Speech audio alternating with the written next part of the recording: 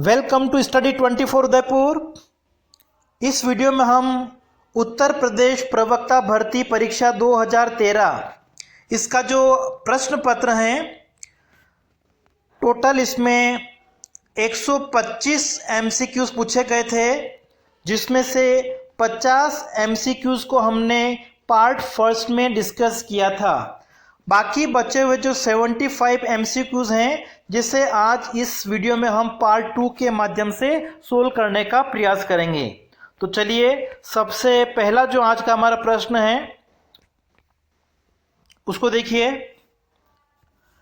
रोजगार का प्रतिष्ठित सिद्धांत किस मान्यता पे आधारित है? क्लासिकल थ्योरी ऑफ एम्प्लॉयमेंट की अगर हम बात करें तो उसमें कौन कौन सी एजम्पशंस ली गई हैं, कौन कौन सी मान्यताएं ली गई हैं? तो पूर्ण रोजगार, फुल एम्प्लॉयमेंट, बिल्कुल सही है।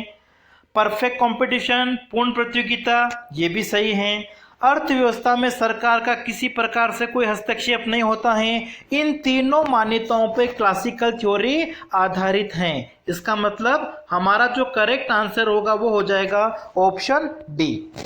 नेक्स्ट देखिए, फिशर के मुद्रा परिमाण सिद्धांत में यदि मुद्रा पूर्ति को दोगुना कर दिया जाए तो कीमत स्तर। देखिए, फिशर का जो मुद्रा परिमाण सिद्धांत है, जो फिशर के द्वारा 1911 में दिया गया था, इसमें मुख्य रूप से दो बातें हैं कि जो मुद्रा की पूर्ति है उसको अगर दुगुना कर दिया जाता है तो कीमत स्तर भी क्या होगा? दुगुना हो जाएगा। अगर मुद्रा की पूर्ति को आधा कर दिया जाए तो कीमत स्तर भी आधा रह जाएगा। मतलब मुद्रा की पूर्ति और कीमत स्तर में प्रत्यक्ष धनात्मक संबंध होता है, आनुपातिक संबंध होता है। दूसरा, मुद्रा की पूर्ति और मुद्रा की जो वैल्यू होती है, इन दोनों के बीच में विपरीत संबंध पाया जाता है। मतलब मुद्रा की पूर्ति दुगुनी होने पर मुद्रा का मूल्य, मतलब उसकी जो परचेजिंग पावर है, वो आधी रह जाएगी। तो यहाँ पे हमारे पास में पूछा हुआ है, मुद्रा की पूर्ति दुगुनी करने पर कीमत स्तर क्या होगा? डबल हो जाएगा, दुगुना हो जाएगा। नेक्स्ट है, भारतीय योजना आयोग प्लानिंग कमीशन के संबंध में कौन सा वक्तव्य सही नहीं है?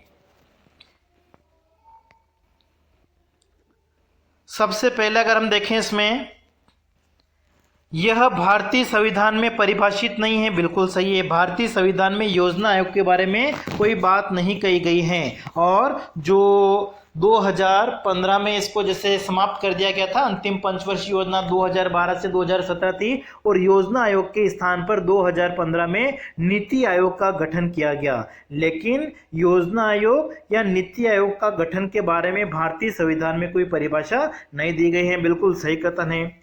इसके सदस्यों और उपाध्यक्ष का कोई निश्चित कार्यकाल नहीं होता है, ये भी बिल्कुल सही है। ठीक है। तीसरा, सदस्यों को किसी न्यूनतम शिक्षा की जरूरत नहीं होती है और उपयुक्त सभी। ठीक है। तो यहां पर अगर हम देखें तो सारे कथन जो हैं वो सही हैं। इसका मतलब करेक्ट आंसर आपका हो जाएगा ऑप्शन डी। नेक्स्ट देखिए, सेन का गरीबी सूचकांक दिखाता है। अमर्त्य सेन का जो गरीबी का सूचकांक है, जिसमें समाज में गरीबी के स्तर को मापा जाता है, समग्र गरीबी के माप को अमर्त्य सेन का जो गरीबी सूचकांक है वो प्रदर्शित करता है। तो सेन का जो गरीबी सूचकांक है वो गरीबों में सबसे गरीब कौन है उसको प्रदर्शित करता है। ऑप्शन हमारा हो जाएगा इसमें बी। नेक्स्ट देखिए, सूची 1 को सूची 2 के साथ में हमको यहाँ पे सम्मिलित करना है। सबसे पहले अमर्त्य सेन की अगर हम बात करें तो इनका संबंध है तकनीकी चुनाव के साथ में।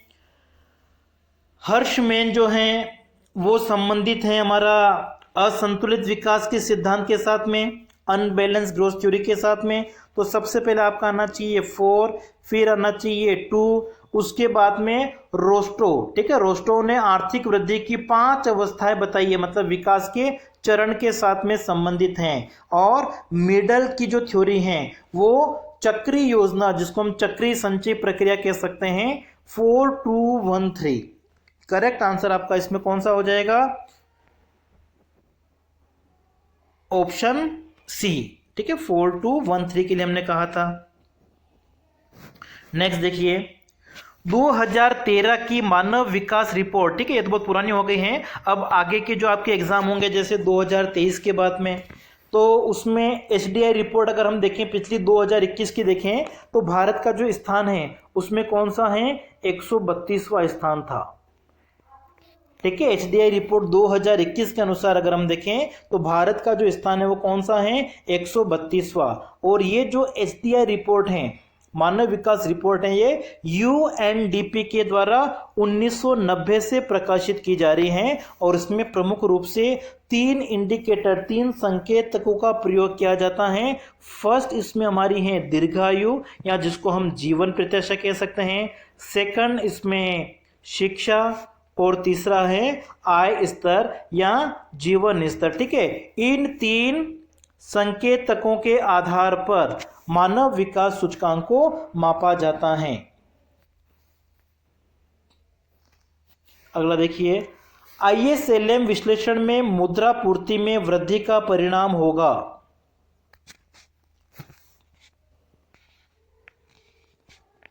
ठीक है, ये हमारा LM वक्र है, ये IS वक्र है। अब देखिए मुद्रा की पूर्ति में अगर परिवर्तन होता है तो कौन सा वक्र प्रभावित होगा, LM वक्र। LM वक्र क्या दर्शाता है, आय और ब्याज की दर के विभिन्न स्तर जहां पे मुद्रा की मांग और मुद्रा की पूर्ति बराबर होती है। अगर मुद्रा की पूर्ति बढ़ती है तो जो LM वक्र है वो क्या होगा, दाईं ओर खिसक जाएगा। तो करेक्ट आंसर इसमें आपका कौन सा हो जाएगा, ऑप्शन डी। देखिए ISLM विश्लेषण में अगर हम देखें, सप्लाई ऑफ मनी, मुद्रा की पूर्ति अगर बढ़ती है तो जो LM वक्र है वो दाईं ओर शिफ्ट हो जाएगा। नेक्स्ट देखिए, निम्नलिखित में से कौन से एक गुणक के मान में रिसाव का कारण होगा। ठीक है, गुणक जो मल्टीप्लायर होता है उसमें लीकेज की अगर हम बात करें तो उसका कारण क्या होगा, मतलब निवेश में परिवर्तन से या निवेश में वृद्धि से आय में जो वृद्धि होती है, तो आय में वृद्धि की जो प्रक्रिया है वो एक तरह से धीमी पड़ जाती है, रुक जाती है। तो वो किस कारण से होगा, बिक्री कर दर में कमी के कारण तो नहीं होगा, इससे आय बढ़ेगी। आय कर में सामान्य कमी, इससे आय में वृद्धि होगी। उपभोग वस्तुओं के मूल्य में कमी, इससे वस्तुओं का उपभोग बढ़ेगा, आय का स्तर बढ़ेगा। आयातों में वृद्धि होने से, ठीक है, गुणक के मूल्य में रिसाव होगा, मतलब आय में वृद्धि की जो प्रक्रिया है वो धीमी हो जाएगी। नेक्स्ट देखिए, निम्नलिखित में से किससे जेकब वाइनर का नाम संबंधित है। ठीक है, जेकब वाइनर ने एक तरह से क्या किया था, व्यापार की जो शर्तें हैं उसकी अवधारणा दी थी। कौन कौन सी व्यापार की शर्तों की अवधारणा दी गई थी, तो एक तो है व्यापार की एकल साधन शर्तें, तो यहाँ पे लिखा हुआ देखिए ऑप्शन हमारा बी सही हो जाएगा। उसके बाद में जेकब वाइनर ने व्यापार की जो वास्तविक लागत शर्तें होती हैं उसके बारे में भी बताया था। व्यापार की जो द्विसाधन शर्तें हैं उसको भी बताया था। तो देखिए एकल साधन शर्तें, द्विसाधन शर्तें, वास्तविक लागत की शर्तें, ये जेकब वाइनर के साथ में संबंधित हैं। नेक्स्ट देखिए, बड़े धक्के का सिद्धांत, जिसको इंग्लिश में हम कहते हैं बिग पुश थ्योरी।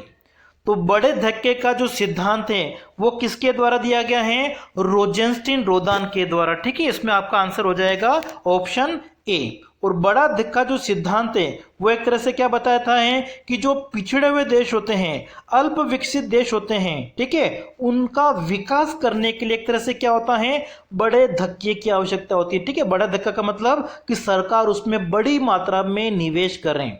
बड़ी मात्रा में जब सरकार निवेश करेगी तो इससे क्या होगा, क्योंकि देखो जो अल्प विकसित देश होते हैं वहां पे निजी उद्यमी एक तरह से क्या करते, निवेश नहीं करते, कि निजी उद्यमी को निवेश की प्रेरणा नहीं होती है। तो जब सरकार के द्वारा बड़ी मात्रा में निवेश किया जाएगा तो इससे जो निजी उद्यमी हैं उनको भी निवेश करने के लिए प्रोत्साहन मिलेगा, जिससे आर्थिक विकास की प्रक्रिया तेजी से आगे बढ़ सकती है, ऐसा रोजेंस्टीन रोदान का मानना है। और इसको हम क्या कहते हैं, बड़े धक्के का सिद्धांत कहते हैं, बिग पुश थ्योरी कहते हैं। अगला देखिए, ओकुन का नियम संबंध दर्शाता है।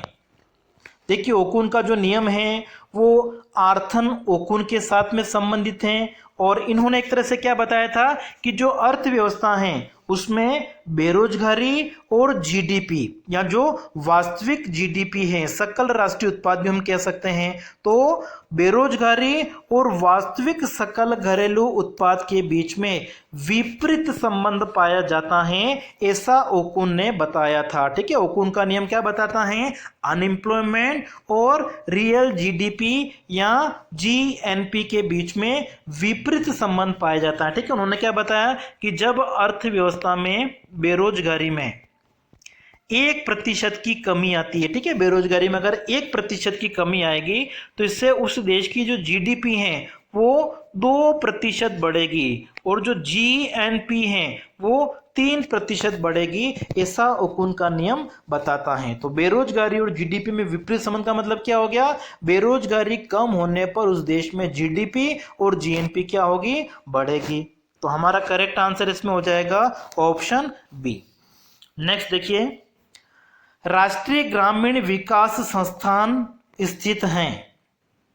देखिए राष्ट्रीय ग्रामीण विकास, जैसे नाम से स्पष्ट है कि ग्रामीण विकास, ठीक है, इसका संबंध किससे है? गांवों के विकास के साथ में संबंधित है। ये स्थापित हुआ था 1977 में और इसका जो मुख्यालय है वो कहाँ पे है? हैदराबाद में। मतलब जो पंचायती राज संस्थाएं होती हैं या जो ग्रामीण विकास कार्यक्रम किए जाते हैं उनका अध्ययन करता है। ठीक है, वहां पे विभिन्न प्रकार की जो समस्या आती हैं उनका किस प्रकार से समाधान किया जा सकता है उसके बारे में संस्थान एक तरह से कार्य करता है।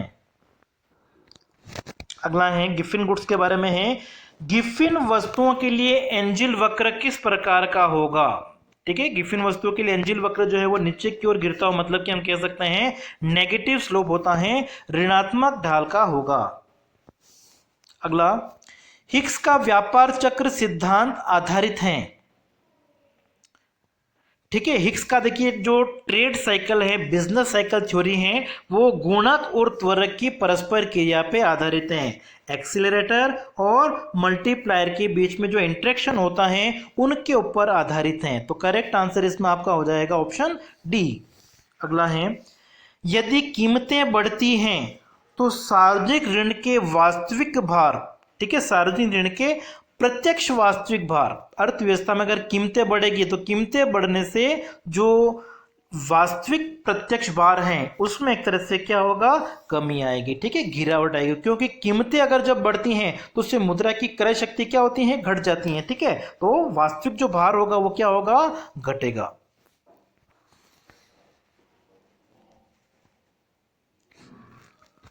अगला देखिए, भारत के संपूर्ण ग्रामीण क्षेत्रों में नरेगा जो है कब से लागू हुआ? ठीक है, देखो 2005 में जो एक्ट आया था उसके बाद में 2006 में नरेगा कार्यक्रम शुरू हुआ था जिसमें 100 दिनों की रोजगार गारंटी का कार्यक्रम है, लेकिन उस समय ये कुछ ही जिलों में लागू हुआ था। संपूर्ण भारत में जो लागू हुआ था वो कब हुआ था? 2008 में। ठीक है, 1 अप्रैल 2008 से इसको संपूर्ण ग्रामीण क्षेत्रों में, संपूर्ण भारत में इसको लागू किया गया था। नेक्स्ट देखिए, आंतरिक व्यापार संबंधित हैं।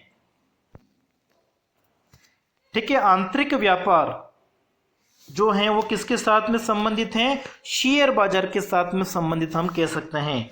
अगला है, चाकू की नोक संतुलन, एज नाइफ इक्विलिब्रियम या चाकू धार जो संतुलन कहा जाता है वो हेरड डोमर मॉडल के साथ में संबंधित है। ठीक है, तो यहाँ पे केवल हेरड लिखा हुआ है। चाकू की नोक संतुलन की जो समस्या है जिसमें विकास की प्राकृतिक दर जीएन, विकास की वारंटेड रेट जीडब्ल्यू, अभिष्ट वृद्धि दर जिसको हम कहते हैं, और वास्तविक दर जीए, तीनों ये क्या होते हैं? बराबर होते हैं। इसको हेरोड ने क्या कहा था? चाकू की नोक संतुलन कहा था और उनका मानना था कि ये जो स्थिति है, ये जो संतुलन है, इसको प्राप्त करना किसी अर्थव्यवस्था के लिए कठिन होता है।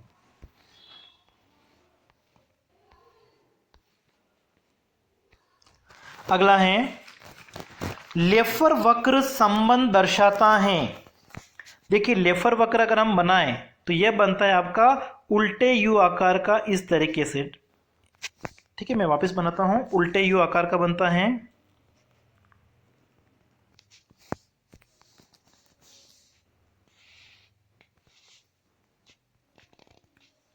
ठीक है, इस तरीके से बनता है, जिसमें हम जो एक्स एक्सिस है यहाँ पे लेते हैं टैक्स रेट, करों की दर, और जो वाई एक्सिस है यहाँ पे लिया जाता है राजस्व, या हम कह सकते हैं जीडीपी। तो प्रारंभ में जैसे जैसे करों की दर बढ़ती है तो जो राजस्व है जीडीपी क्या है वो बढ़ेगी शुरू शुरू में। ठीक है, लेकिन एक कर की जो दर होती है वो अनुकूलतम कर की दर आ जाएगी। उसके बाद में भी अगर करों में वृद्धि की जाती है, ठीक है, जैसे देखिए इस स्थिति के बाद में भी अगर करों में वृद्धि की जाती है तो फिर राजस्व जो है वो क्या होगा, घटने लग जाएगा। तो जो लोफर कर्व है, लेफर वक्र हम जिसको कहते हैं, करों की दर और सार्वजनिक राजस्व या जीडीपी के बीच में संबंध को दर्शाता है। तो यहां पे जो आपका आंसर होना चाहिए वो क्या हो जाएगा, कम करों की दर और बढ़ी हुई आय। जब करों की दर कम होती है प्रारंभ में तो आय क्या होगी, बढ़ेगी। नेक्स्ट है, निम्नलिखित में से कौन सा आर्थिक विकास में बाधक नहीं है। व्यापार की अगर अपूर्णता है तो ये आर्थिक विकास में बाधक होगा। उपभोग में लोग अगर प्रदर्शन प्रभाव करेंगे, दिखावपन करेंगे उपभोग में, तो भी आर्थिक विकास में बाधा होगी। लेकिन देश की व्यापार की शर्तें अगर अनुकूल हैं तो इससे आर्थिक विकास की गति तेजी से बढ़ेगी। ठीक है, ये बाधक नहीं होगा। और निर्धनता का दुष्चक्र तो बाधक हैं। तो बाकी तीनों जो तत्व लिखे हुए आर्थिक विकास के बाधक तत्व हैं। अनुकूल व्यापार की शर्तों से आर्थिक विकास की जो प्रक्रिया है वो तेजी से आगे बढ़ेगी। अगला है, स्मार्ट चक्र संबंधित हैं। ठीक है, स्मार्ट चक्र जो है वो किसके साथ में संबंधित हैं, क्रेडिट कार्ड के साथ में संबंधित हैं। क्योंकि क्रेडिट कार्ड जो होती हैं अगर वो यूज लोग ज्यादा करेंगे तो नई मुद्रा को छापने का जो खर्चा है वो कम आता है। नवीनतम उपभोक्ता मूल्य सूचकांक का आधार वर्ष क्या है।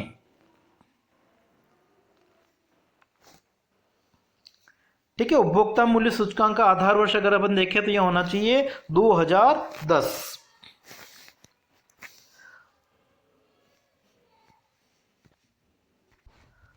ठीक है, लेकिन देखिए कंज्यूमर प्राइस इंडेक्स में अगर हम देखें तो आधार वर्ष होना चाहिए आपका 2011-12 होना चाहिए। ठीक है, इसको आप एक बार देख लीजिएगा। जो नवीनतम उपभोक्ता मूल्य सूचकांक है उसका आधार वर्ष क्या है, 2011-12। अगला है, बंद अर्थव्यवस्था वह है जहां, क्लोज्ड इकोनॉमी का मतलब क्या हो गया, जिस अर्थव्यवस्था का विदेशों के साथ में कोई व्यापार नहीं होता है, न तो निर्यात होता है न आयात होता है, इंपोर्ट और एक्सपोर्ट अगर नहीं होता है, ऐसी अर्थव्यवस्था को हम कहते हैं बंद अर्थव्यवस्था, क्लोज्ड इकोनॉमी। नेक्स्ट देखिए, शिशु उद्योग तर्क का समर्थन किसने नहीं किया है। इन्फेंट इंडस्ट्री जो होती हैं उसके पक्ष में जो तर्क हैं उसका समर्थन किसके द्वारा इनमें से नहीं किया गया है, तो एडम स्मिथ ने इसका समर्थन नहीं किया है, ऑप्शन ए। अगला देखिए, जनगणना 2011 के आंकड़ों के अनुसार निम्नांकित में से भारत में किस राज्य की साक्षरता दर जो है वो न्यूनतम है। न्यूनतम साक्षरता वाला राज्य कौन सा है, बिहार। भारत में नई आर्थिक नीति, न्यू इकोनॉमिक पॉलिसी जो है कब अपनाई गई, बिल्कुल सिंपल सा है, नए आर्थिक नीति या जो आर्थिक सुधार कार्यक्रम हैं वो भारत में कब से प्रारंभ किए गए थे, 1991 से। ठीक है, इस नई आर्थिक नीति मतलब किससे, आपका एलपीजी से है, लिबरलाइजेशन, प्राइवेटाइजेशन और ग्लोबलाइजेशन, हिंदी में वैश्वीकरण, निजीकरण और उदारीकरण। ठीक है, इस प्रकार की नीति अपनाई गई थी। मतलब 91 से पहले भारत की जो अर्थव्यवस्था थी वो एक बंद अर्थव्यवस्था कह सकते हैं। ठीक है, लेकिन बाद में 91 के बाद में जब भारत का विदेशी मुद्रा भंडार बहुत कम हो गया था उसके बाद में भारत ने नई आर्थिक नीति अपनाई थी, नए सुधार कार्यक्रम अपनाए थे, जिसमें एलपीजी की नीति के माध्यम से मतलब हमारी जो अर्थव्यवस्था है वो विदेशों के लिए भी खोल दी गई थी। अगला देखिए, वर्तमान में भारत के रिजर्व बैंक के गवर्नर कौन हैं। तो देखिए अभी अगर हम 2023 की बात करें तो 2023 में अभी जो भारत के रिजर्व बैंक के गवर्नर हैं कौन हैं? शक्तिकांत दास हैं। ठीक है, शक्तिकांत दास। और ये पेपर क्या है? पुराना है, इसलिए इसमें पुराने ऑप्शन दे रखे हैं। तो उससे पहले कौन थे? रघुराम राजन थे उस समय। तो ठीक है, पेपर हुआ था उस समय की बात है ये। लेकिन वर्तमान समय में अभी कौन है? शक्तिकांत दास हैं। और ये जो रिजर्व बैंक के गवर्नर होते हैं उनकी नियुक्ति केंद्र सरकार के द्वारा की जाती है। नेक्स्ट है, केंद्रीय सरकार के लिए भारतीय रिजर्व बैंक आरबीआई की निबल साख में वृद्धि दर्शाता है। ठीक है, निबल साख, नेट क्रेडिट अगर है वो बढ़ता है तो ये क्या दर्शाता है? ये दर्शाएगा मॉनेटरी डेफिसिट, मौद्रिक घाटे को प्रदर्शित करता है। 2013-14 के बजट में सेवा कर की दर, ठीक है, ये आपके भी किसी काम का नहीं, क्योंकि सेवा कर जो है वो समाप्त करके उसकी जगह अब क्या आ गया है? जीएसटी आ गया है। नेक्स्ट है,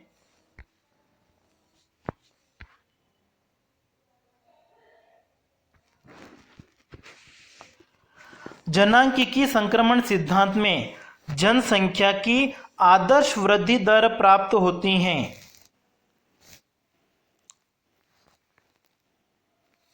ठीक है, इसका आंसर आपका कौन सा हो जाएगा? ऑप्शन तीसरा। जनसंख्या की जो आदर्श वृद्धि दर है वो किस में होती हैं? तृतीय चरण में होती हैं। देखिए, जनसंख्या का जो ये संक्रमण सिद्धांत है वो क्या बताता है कि आर्थिक विकास के साथ साथ में जनसंख्या अगर बढ़ती है या जनसंख्या जो वृद्धि दर होती है उसमें एक तरह से क्या होता है? परिवर्तन होता है। तो जब कोई देश या समाज अपनी जो परंपरागत समाज में होता है, ठीक है, परंपरागत समाज से अगर शिक्षित समाज की ओर प्रगति करता है तो जनसंख्या की जो संरचना है उसमें भी एक तरह से क्या होगा? परिवर्तन होगा। और इसमें 5 अवस्थाएं बताई गई हैं जिसमें से भारत जो है वो भी किस में है? तीसरी अवस्था में है। ठीक है, भारत इसमें तीसरी अवस्था में है। तीसरी अवस्था में क्या होता है? उच्च जन्म दर होती है और जो मध्यम दर है वो जो मृत्यु दर है वो क्या होती है? मध्यम होती है। अगला है, पूंजी आवश्यक तत्व हैं लेकिन विकास के लिए एकमात्र निर्धारक नहीं है। ठीक है, कोई भी अर्थव्यवस्था अपना विकास करती है तो विकास करने के लिए उसे बहुत सारे आर्थिक निर्धारकों की आवश्यकता होती है, तत्वों की आवश्यकता होती है, जिसमें पूंजी भी एक है। लेकिन पूंजी एकमात्र निर्धारक नहीं है। ये कथन जो है वो किसके द्वारा कहा गया है? आर नरकसे के द्वारा। ऑप्शन हमारा डी। नेक्स्ट है, निम्न संतुलन पाश का सिद्धांत किसके द्वारा दिया गया? ठीक है, निम्न संतुलन पाश का जो सिद्धांत है वो दिया गया है नेल्सन के द्वारा। ठीक है, ऑप्शन हमारा तीसरा। मतलब जो नेल्सन का ये विश्लेषण है वो किस पे आधारित है? अर्ध विकसित देशों की समस्याओं पे आधारित है। मतलब ये जो सिद्धांत है नेल्सन का वो लिबिंस्टीन का जो सिद्धांत था, क्रांतिक न्यूनतम प्रयास का जो सिद्धांत था उनके सिद्धांत से मिलता जुलता है। मतलब उन्होंने क्या बताया था कि जनसंख्या जब बढ़ती है तो जो प्रति व्यक्ति आय होती हैं, ठीक है, जनसंख्या वृद्धि से क्या होगा? प्रति व्यक्ति आय जो होगी वो प्रभावित होगी। मतलब न्यूनतम जीवन निर्वाह स्तर पर क्या होगा? इनकम आ जाएगी। जनसंख्या बढ़ने के साथ साथ में प्रति व्यक्ति जो आय होती हैं वो न्यूनतम जीवन स्तर पर आ जाती है वापस। मतलब जिसको उन्होंने क्या नाम दिया था? निम्न संतुलन पाश कहा था। जनसंख्या बढ़ेगी, प्रति व्यक्ति आय का स्तर कम हो जाएगा वापिस। अगला है 13वें वित्त आयोग के अध्यक्ष। देखिए 13वां वित्त आयोग वर्तमान समय में भी चल रहा है 15वां वित्त आयोग, जिसका गठन किया गया था 2017 में। और इसकी जो सिफारिशें हैं वो लागू होगी 2020 से लेके 2025 तक। ठीक है, और इसके जो अध्यक्ष हैं वो कौन है? Doctor NK Singh. 15वां वित्त आयोग भी कार्य कर रहा है जिसकी समयावधि होगी 2020 से 2025 और इसके अध्यक्ष कौन है? NK सिंह। और वित्त आयोग जो है वो क्या करता है? जो संघ है, केंद्र है और राज्य हैं उनके बीच में जो करों का बंटवारा होगा, शुद्ध करों की प्राप्तियों का जो बंटवारा होगा वो किस प्रकार से होगा उसके बारे में ये बताता है।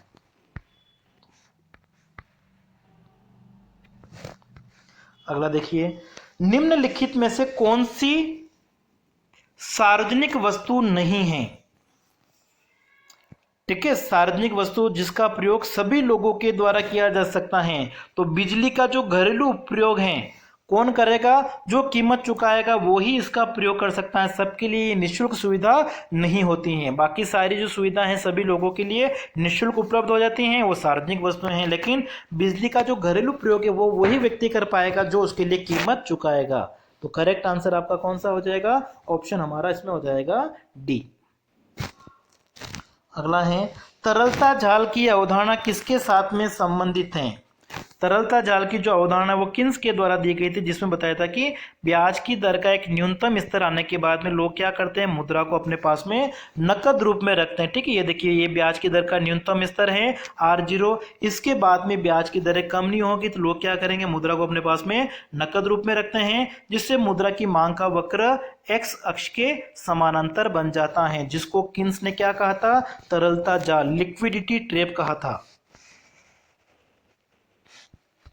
नेक्स्ट है निम्नलिखित में से मौलिक रूप से कौन केंद्रीय बैंक का कार्य नहीं है। केंद्रीय बैंक का इनमें से कार्य नहीं है। नोट जारी करने वाला प्राधिकरण होता है, बैंकों का बैंक भी होता है, सरकार का बैंक होता है, अंतिम ऋणदाता होता है, देश के विदेशी मुद्रा भंडार का संरक्षक होता है। ये बहुत सारे केंद्रीय बैंक के कार्य होते हैं, लेकिन औद्योगिक विकास का उन्नतिकर्ता केंद्रीय बैंक नहीं होता है। ऑप्शन डी सही होगा इसमें। नेक्स्ट, निम्न में से कौन एक भारत में भूमि सुधार का अस्त्र नहीं है। बिचौलियों का उन्मूलन किया गया है, भूमि सुधार का भाग होगा। काश्तकारी सुधार किया गया था, भूमि जोतों की उच्चतम सीमा निर्धारित की गई थी, ये सभी भूमि सुधार कार्यक्रम के भाग हैं। कृषि आगत जो होती है वो भूमि सुधार का भाग नहीं है। अंतरराष्ट्रीय व्यापार में प्रस्ताव वक्र का जो संबंध है वो किसके साथ में है। प्रस्ताव वक्र की जो अवधारणा है वो एजवर्थ मार्शल के साथ में संबंधित है। ठीक है, साथ ही साथ जो J.S. मिल है उसने भी दिया था, J.S. मिल, एजवर्थ, मार्शल। ठीक है, ये प्रस्ताव वक्र या जिसको इंग्लिश में हम कहते हैं ऑफर कर्व, इनके साथ में संबंधित हैं। ऑफर वक्र एक तरह से किसके साथ में संबंधित हैं, जिन शर्तों पर दो देशों के बीच में आयात निर्यात होता है।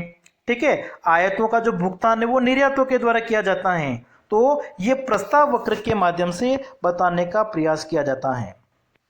नेक्स्ट देखिए, जब राजकोषीय घाटे में से जो फिस्कल डेफिसिट होता है उसमें से ब्याज भुगतान, इंटरेस्ट पेमेंट को अगर हम माइनस कर देते हैं तो हमारे पास में शेष क्या बचेगा, उसको हम कहेंगे प्राइमरी डेफिसिट कहेंगे, प्राथमिक घाटा कहा जाएगा। राजकोषीय घाटे में से ब्याज का भुगतान, इंटरेस्ट पेमेंट को अगर हम माइनस करेंगे तो हमारे पास में क्या बचेगा, प्राथमिक घाटा, प्राइमरी डेफिसिट बचेगा।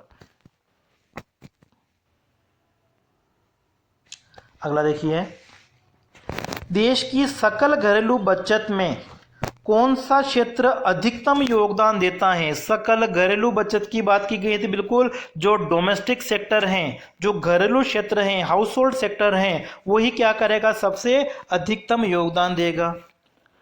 अर्थशास्त्र की आवश्यकता विहीनता की जो परिभाषा है वो किसके द्वारा दी गई है, J.K. मेहता के द्वारा। ठीक है, ऑप्शन हमारा ए। ठीक है, देखो 90 में तो हमारा था डी, 91 में कौन सा है, J.K. मेहता।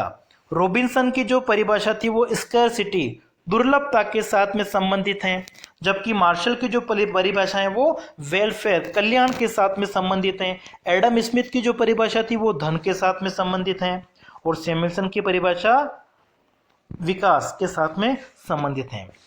अगला है, निम्नलिखित में से कौन सा एक आय की असमानताओं को नहीं मापता है। आय की असमानता को मापने के लिए लोरेंज वक्र का प्रयोग किया जाता है, गिनी गुणांक का प्रयोग किया जाता है, विभिन्न आय वर्गों में जनसंख्या का प्रतिशत हम देख सकते हैं, प्रति व्यक्ति जो आय होती है वो आय की विषमता को नहीं दर्शाती हैं। ऑप्शन हमारा इसमें बी। नेक्स्ट है, मार्शल लर्नर दशा के अनुसार अवमूल्यन सहायक नहीं होगा यदि आयात और निर्यात लोच का जो योग है वो कितना है, इकाई से कम है तो लाभदायक नहीं होगा। अवमूल्यन जो है वो सक्सेस कब होगा, जब आयात और निर्यात की लोच का जो योग होता है वो एक से ज्यादा होता है, ठीक है। और यहाँ पे पूछा सहायक कब नहीं होगा, जब इकाई से कम है। बजट एक यंत्र है, ठीक है। बजट में क्या होता है, एक वर्ष की अवधि में सरकार कितना खर्चा करेगी और सरकार को प्राप्ति कहां से होगी, रिसिप्ट और एक्सपेंडिचर के बारे में होता है। तो ये दोनों किसके भाग होते हैं, फिस्कल पॉलिसी के, राजकोषीय नीति के अंतर्गत शामिल किए जाएंगे। 2014-15 के बजट में प्रधानमंत्री कृषि सिंचाई योजना, ठीक है, ये अब आपके लिए नेक्स्ट जो एग्जाम होने वाले उनके लिए उपयोगी नहीं होगा। एकाधिकार उस बाजार में बेचना चाहेगा, ठीक है। एकाधिकारी का उद्देश्य क्या होता है, अपने लाभ को अधिकतम करना, और लाभ अधिकतम करने के लिए उसे वस्तु की कीमत ज्यादा रखनी पड़ेगी। वस्तु की कीमत ज्यादा वो कहां पे रख सकता है, जहां पे मांग की लोच बेरोजगार है, या बेरोजगार का मतलब हम कह सकते हैं कि मांग की लोच क्या है, इकाई से कम है, ठीक है। तो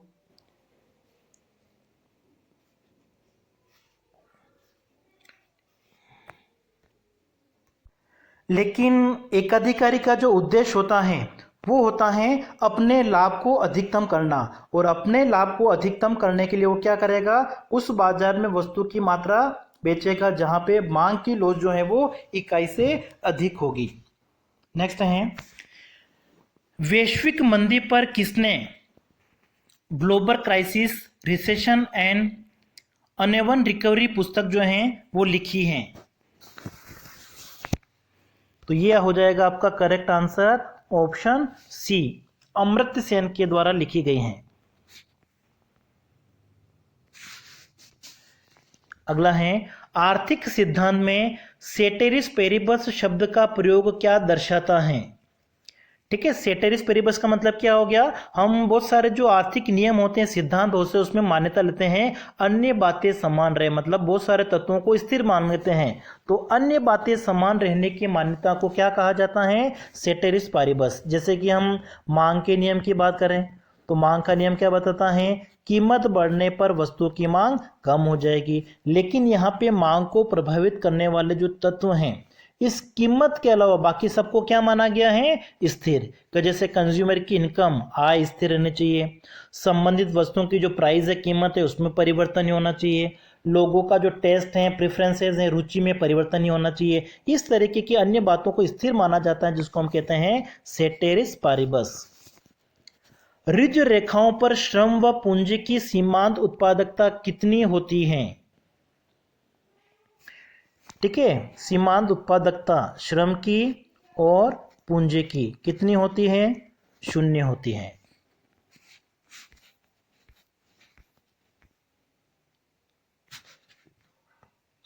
नेक्स्ट है, एमसी उस बिंदु पर एसी के बराबर होती है जिस पर एसी, ठीक है, औसत लागत और सीमांत लागत के बीच में अगर हम संबंध की बात करें तो उसका जब हम डायग्राम बनाते हैं तो ये हमारा डायग्राम होता है, ये सीमांत लागत है, ये औसत लागत है। तो जो सीमांत लागत है, औसत लागत है, दोनों बराबर कहाँ पे हैं, इस जगह। और इस जगह अगर हम देखें औसत लागत और सीमांत लागत जो बराबर है कहाँ पे होगी, तो ये औसत लागत का न्यूनतम बिंदु होता है। तो औसत लागत के न्यूनतम बिंदु पर बराबर होती हैं, ऑप्शन बी। अगला है, भारत में सबसे अधिक लोग जो हैं वो कहाँ पे कार्य करते हैं, ठीक है। सबसे ज्यादा लोगों को जो रोजगार देता है वो देता है प्राथमिक क्षेत्र। जीडीपी में सबसे ज्यादा योगदान किसका है, तृतीय क्षेत्र का है, लेकिन अधिकांश लोग जो कार्य करते हैं वो प्राथमिक क्षेत्र में करते हैं। अगला है, भारतीय रुपये के चिन्ह, ठीक है, चिन्ह आपका ऐसा है, ये जो चिन्ह है किसके द्वारा दिया गया है, उदय कुमार, ठीक है, ऑप्शन ए। अगला है, पुस्तक general theory of employment interest and money प्रकाशित हुई थी, 1936 में प्रकाशित हुई थी, ठीक है। विश्व में जब मंदी की स्थिति आई थी 1929 में, और प्रभाव रहा था 29 से 33 तक ज़्यादा। तो उस समय जो क्लासिकल विचारधारा थी वो गलत साबित हुई थी, और उसको उस समय की जो समस्याएं थी बेरोजगारी की, उसको दूर करने के लिए क्लासिकल विचारधारा जब गलत साबित हुई थी तो प्रोफेसर किन्स ने अपनी पुस्तक द जनरल थ्योरी में इस समस्या को कैसे दूर किया जा सकता है उसके बारे में विचार दिए थे, जो कब प्रकाशित हुई थी? 1936 में। अगला है, इनमें से कौन ऋण शोधन की विधि नहीं है? रिडेम्पशन ऑफ डेब्ट की अगर हम बात करें, ठीक है, ऋण शोधन मतलब ऋणों का जो भुगतान किया जाता है, तो उसमें आवधिक वार्षिकी होती है। ठीक है, इसके अंतर्गत क्या होता है कि सरकार को एक मुश्त में ऋणों की राशि का भुगतान नहीं करना पड़ता। वो क्या करते हैं? समान वार्षिक किस्तों में ऋणों का भुगतान करती हैं।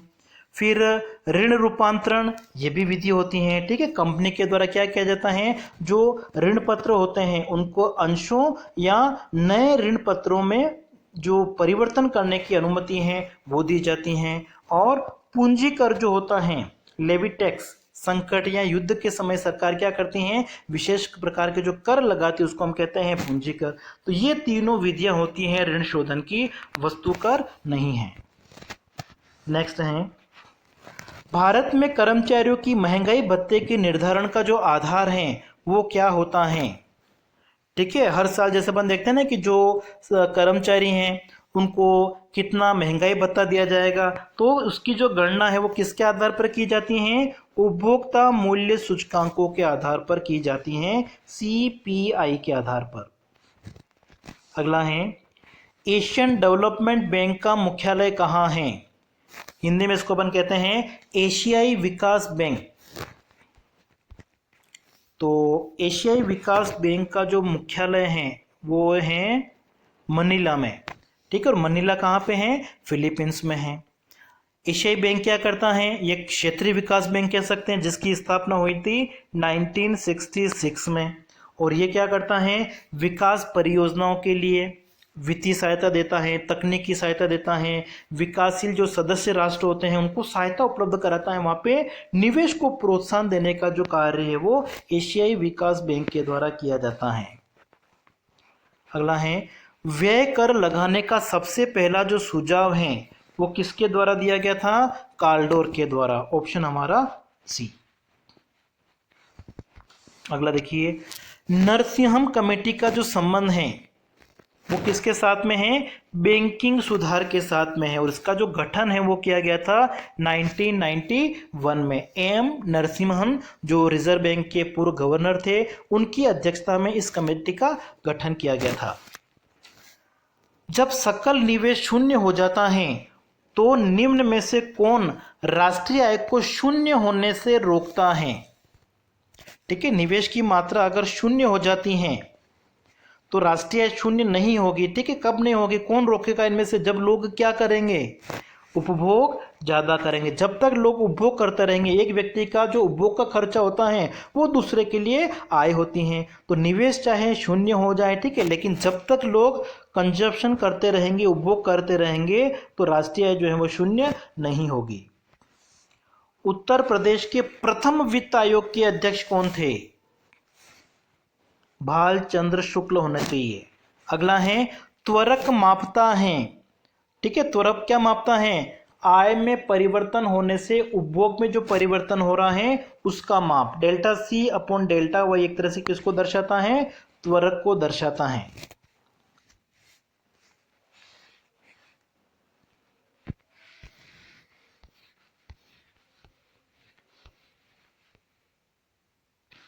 अगला है, जनसंख्या विस्फोट की स्थिति में क्या होता है?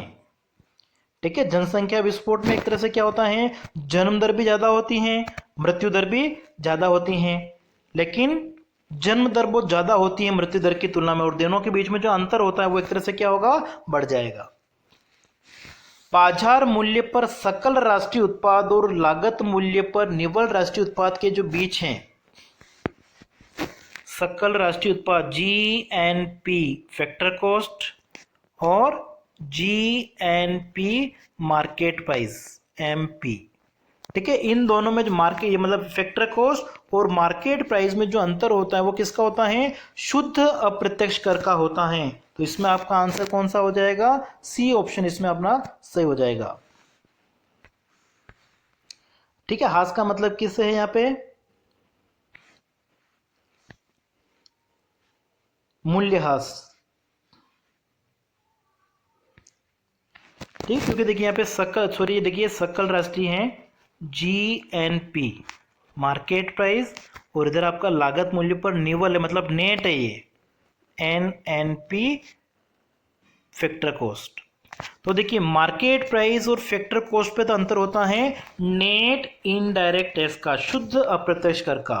और फिर जो सबसे पहला आपका यहाँ पे था ग्रोस, इधर आपका है नेट, तो इसमें किसका अंतर होता है डेप्रिसिएशन का, मूल्यह्रास का। इसलिए करेक्ट आंसर आपका हो जाएगा मूल्यह्रास, डेप्रिसिएशन और NIT। सी ऑप्शन सही था हमारा। अगला देखिए, कोप डगलस उत्पादन फलन में उत्पादन के साधनों की जो प्रतिस्थापन लोच होती हैं, फैक्टर सब्स्टिट्यूट की जो इलास्टिसिटी होती है कोप डगलस प्रोडक्शन फंक्शन में, वो कैसी होती हैं, इकाई के बराबर। ठीक है, alpha plus beta equal to क्या होता है 1 होता है। मतलब जो कोप डगलस उत्पादन फलन होता है उसमें जो पैमाने के प्रतिफल होते हैं वो कैसे होते हैं, स्थिर प्रतिफल को दर्शाता है। तो करेक्ट आंसर इसमें आपका हो जाएगा बी। अगला देखिए,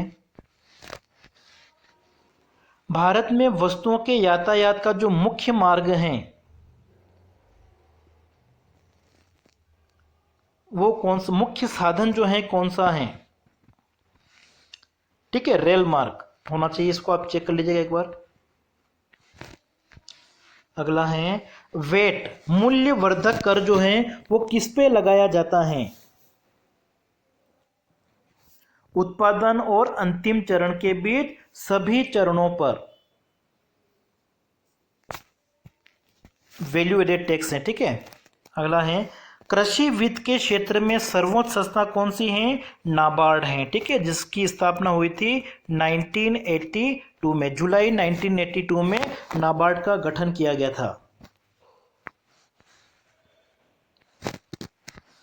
आय की विषमताओं को कम करने के लिए किस प्रकार का कर जो है वो सहायक होगा, प्रोग्रेसिव टैक्स, प्रगतिशील कर, जिसमें आय बढ़ने के साथ साथ में जो करों की दर है, टैक्स की जो रेट है वो भी क्या होती हैं, बढ़ती जाती हैं। इससे करों को हम कहते हैं प्रगतिशील कहते हैं, प्रोग्रेसिव कहते हैं। इससे आय की जो विषमता है उसमें कमी लाई जा सकती है।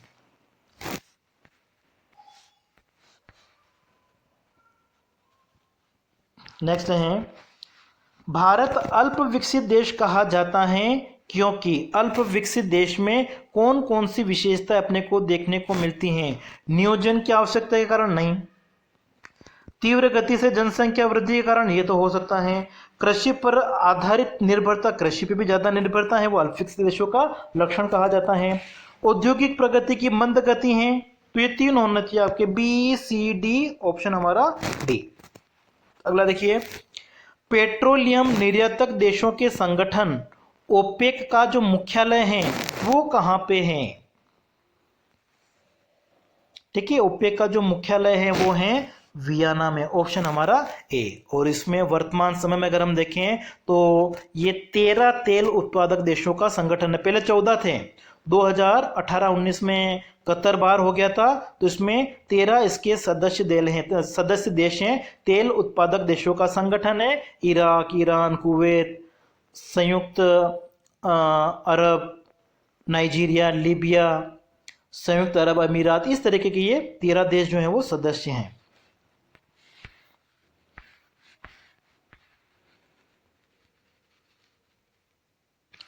नेक्स्ट देखिए, निम्नलिखित में से कौन सा एक भूमंडलीकरण का अस्त्र नहीं है। भूमंडलीकरण को हम वैश्वीकरण भी कह सकते हैं, ग्लोबलाइजेशन भी कह सकते हैं इंग्लिश में। तो ग्लोबलाइजेशन के लिए इनमें से कौन सा जो है वो लक्षण नहीं है। आयात शुल्क में कमी करना ये हो सकता है, लेकिन आयात लाइसेंस को समाप्त करना ये नहीं होना चाहिए। सार्वजनिक क्षेत्र की इक्विटी का विनिवेश करना, विदेशी प्रौद्योगिकी के मुक्त प्रवाह की अनुमति देना ये भी हो सकता है। आयात लाइसेंस को समाप्त करना, ठीक है, ये अस्त्र नहीं होना चाहिए। इसको एक बार और देख लीजिएगा। रिकार्डो का तुलनात्मक लाभ सिद्धांत आधारित है, ठीक है। रिकार्डो का जो तुलनात्मक लागत सिद्धांत है, कंपेरेटिव कॉस्ट थ्योरी ऑफ रिकार्डो, किसके ऊपर आधारित है? ठीक है, तो ये मूल्य के श्रम सिद्धांत पे आधारित है। अगला देखिए, एक एकाधिकारी अल्पकाल में उत्पादन बंद कर देगा यदि उसकी बिक्री कीमत कम है। एक एकाधिकारी जो है उत्पादन को कब बंद करेगा? जब वो परिवर्तनशील लागतों को भी नहीं निकाल पाता है। ठीक है, उसकी जो कीमत है अगर वो औसत परिवर्तनशील लागत से भी कम है। ऑप्शन हमारा सी। अगला है, निम्नलिखित में से कौन सार्वजनिक आय का स्रोत नहीं है? ठीक है, सरकार को जो आय है वो प्राप्त होती है, उसके विभिन्न स्रोत हमको दिए हुए हैं, तो इनमें से कौन सा नहीं है? सरकार उधार ले सकती, ऋण ले सकती हैं, उपादान हो सकता है, कर हो सकता है, सार्वजनिक क्षेत्र के उद्योगों में जो सरप्लस होता है। तो इसमें आपका होना चाहिए बी होना चाहिए। ठीक है, उपादान या आपका हो गया सब्सिडी, तो सरकार ऋण ले सकती है, कर लगा सकती हैं, सार्वजनिक क्षेत्र के जो उद्यम उसमें जो सरप्लस होता है ये तो आय के स्रोत होंगे, सब्सिडी नहीं होना चाहिए। ठीक है, ऑप्शन अपना बी। फिर आज का जो हमारा अंतिम प्रश्न है, कर संरचना में सुधार के लिए किस कमेटी का गठन किया गया था? तो ये है सी, चेलैया कमेटी का गठन किया गया था 1991 में। ठीक है, और प्रोफेसर राजा चेलैया जो थे वो इसके अध्यक्ष थे। तो कर सुधार के लिए कौन सी कमेटी का गठन किया गया था 1991 में? चेलैया कमेटी, प्रोफेसर राजा चेलैया की अध्यक्षता में।